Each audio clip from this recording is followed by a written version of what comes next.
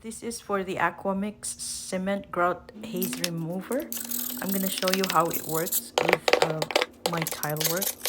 So this is part of the area that I tiled, and there's a lot of grout haze left from when I started working on it. So first is you need to wipe it with water, like use like a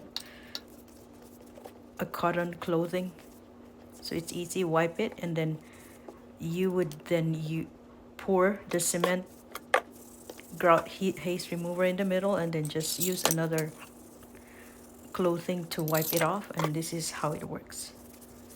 So it does clear it up very well. So if you see that, I just kept wiping it up with the grout haze remover, just pouring a little bit more as I go until it's all cleaned up. See, it does clean well, and this is part of my tile work, so I'm going to show you. I'm just showing you the part that works with the, so you know how the grout haze remover works. See, now it's all clear.